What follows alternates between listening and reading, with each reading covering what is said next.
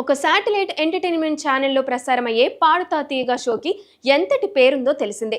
Legendary singer SP Balasubrahmanyam ఆధ్వర్యంలో నడిచిన ఈ పాటల ప్రోగ్రాం తెలుగు ప్రేక్షకులకు ఎంతగానో చేరువైంది.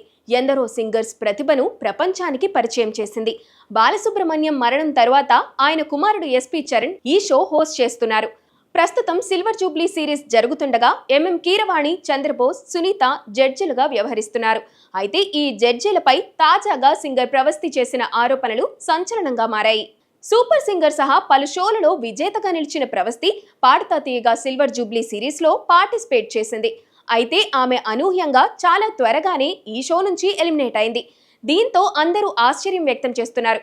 ఇక ఎలిమినేషన్ గురించి సోషల్ మీడియా వేదికగా స్పందించిన ప్రవస్తి షో పైన, జడ్జిలపైన సంచలన ఆరోపణలు చేసింది. ప్రవస్తి సింగర్ సునీతపై సెన్సేషనల్ కామెంట్స్ చేశారు.